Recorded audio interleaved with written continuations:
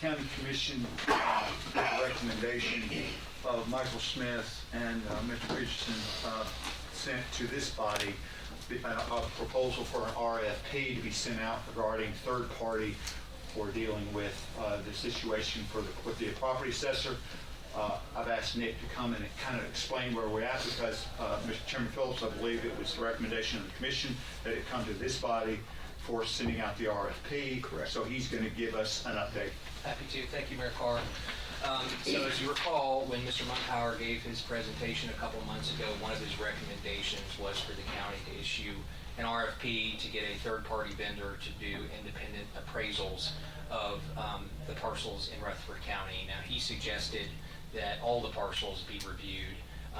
In that regard, it was going to be very costly, as you all can imagine, to do that. You know how much the commission had to pay the state for their review of a very small subset of the parcels, so expanding that scope could be quite expensive.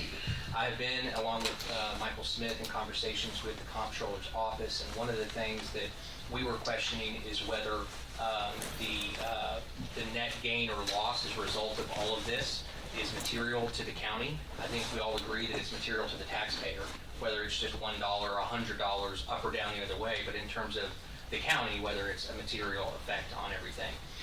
We don't have an answer from the comptroller on that yet. The current status of their oversight of the comptroller is as follows. Mr. Mitchell completed keying in all of the data and entries that the comptroller requested. He did that the day before Thanksgiving. And now the comptroller is in what I hope is their last phase of their oversight at this time, which is to quality control phase, where they go back and they make sure that the entries that the property assessor has now keyed in are in fact accurate and aligned with what they have directed him to do. There is no timeline that the comptroller yet can tell us of when they'll be concluded with that. I did ask the question if the county is going to continue to be charged from that. I was told the answer is no. They have turned that off. This is just something that they have to do to ensure to complete their work under the State Board of Equalization's directive. So last commission meeting, you recall that the commission authorized an RFP to be sent out through this purchasing committee.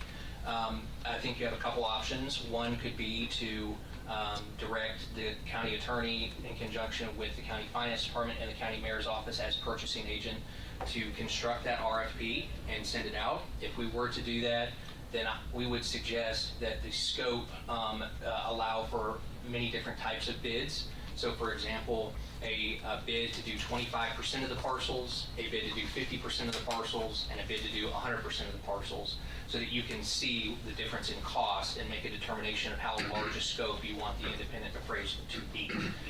Another option is to wait a little bit of time.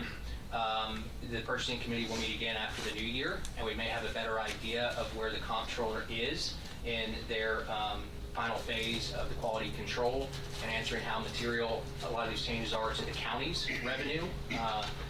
Because we have to be conscientious that if we're going to spend all of this money, whether it be $500,000 more or less to pay a third-party vendor to do this, but the net gain or loss to the county is $100,000 or $200,000, we'll be throwing a lot of money over maybe not seeking out something that that doesn't balance out, and you want to make sure you're not throwing good taxpayer money after, or bad taxpayer money after good, however you say that. So I think that at this time, your two options are that you can either punt and we revisit this at the January purchasing committee meeting, which I'm happy to attend to discuss, or we move forward with an RFP now.